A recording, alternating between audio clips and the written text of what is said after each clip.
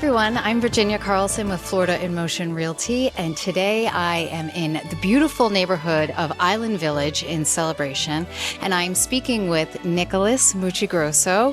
He is the mortgage sales manager for Annie Mac, and today we're going to talk about renting versus buying in this market. If somebody's spending between the high threes and up to $5,000 on their rent, what could they get for that if they transferred it to a mortgage payment?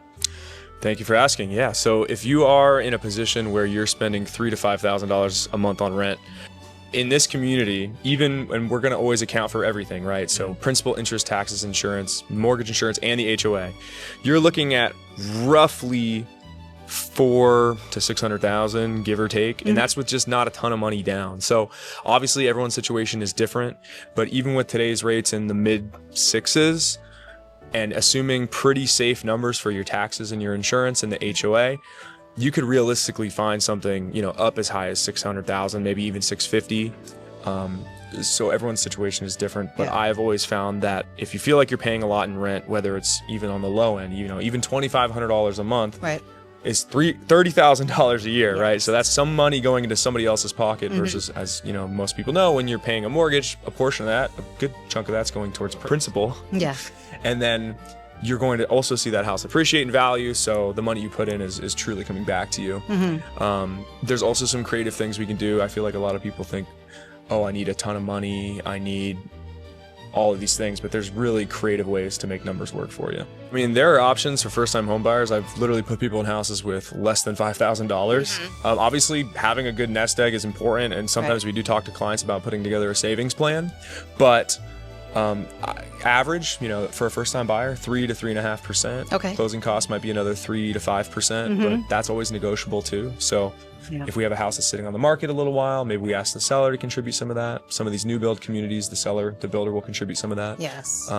So I always tell people it's good to start with something, but don't feel like you have to have $100,000 in the bank to start the process. Yeah, and I'm glad you brought that up about the seller.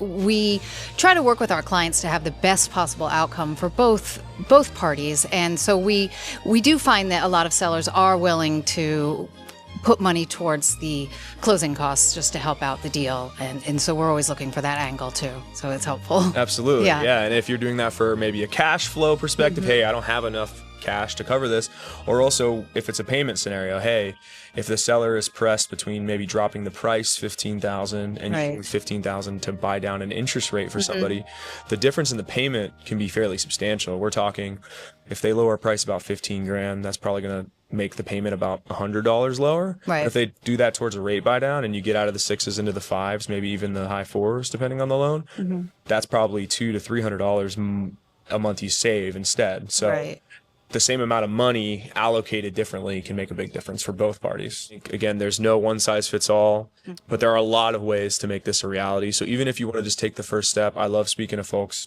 who are maybe a year out. Maybe you've just renewed your lease, but hey, I don't want to renew my lease anymore. Please give us a shout. We'd love to talk through a plan with you. Figure out, okay, do you need to save some money? Do you need to work on your credit? Or are you good to go? And let's just wait for the right house to come up. In any one of those scenarios, I love working with folks.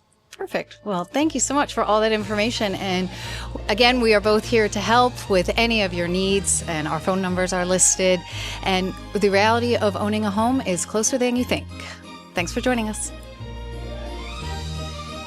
Make sure that you subscribe and like so that we can continue to give you up-to-date information on all things that are going around the 25-mile radius of Cinderella's Castle, because this is truly a magical place to live.